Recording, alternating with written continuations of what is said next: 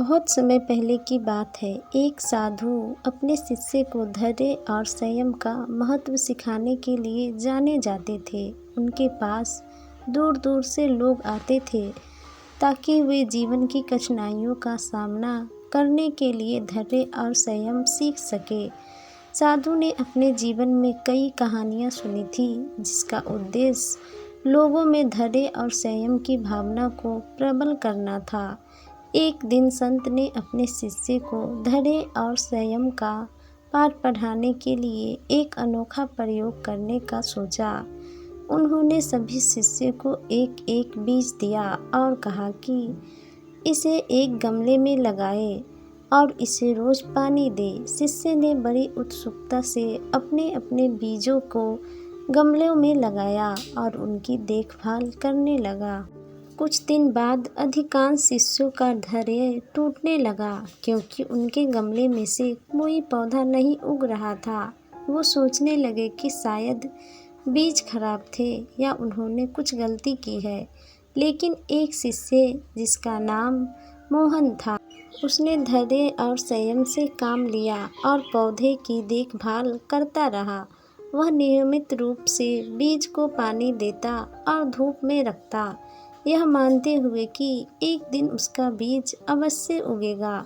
20 दिन बाद मोहन के गमले से एक सुंदर पौधा उग आया। संत ने सभी शिष्य को बुलाया और मोहन के गमले को दिखाया। उन्होंने कहा, यह मोहन का धैर्य और संयम ही है जिसने उसे सफलता दिलाई है। जीवन में धैर्य और संयम से ही हम कठिनाइयों को पार कर सकते हैं। मोहन को देखकर सभी शिष्य ने यह सीखा कि धैर्य और संयम से ही सफलता मिलती है। संत ने यह संदेश दिया कि जीवन में कई बार हमें तुरंत परिणाम नहीं मिलते, लेकिन हमें धैर्य और संयम से ही अपने प्रयासों को जारी रखना चाहिए। यह कहानी धीरे धीरे पूरे गांव में फैल गई। लोग अपने जीवन में इसे अपनाने लगे और यह कहानी अपने बच्चों को भी सुनाने लगे ताकि वो भी धैर्य और संयम की महत्व को समझ सके।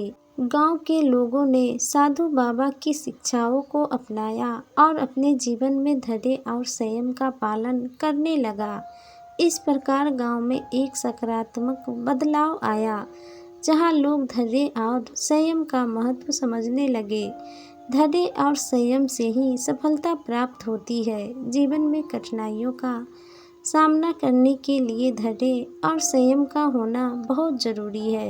यह छोटी सी कहानी हमें यही सिखाती है कि हमें भी अपने जीवन में धैर्य और संयम को अपनाना चाहिए ताकि हमें भी सफलता मिल सके। यह कहानी आपको कैसी लगी हमें कमेंट में बताएं और अगर पसंद आई है तो अपने दोस्तों के साथ शेयर करें।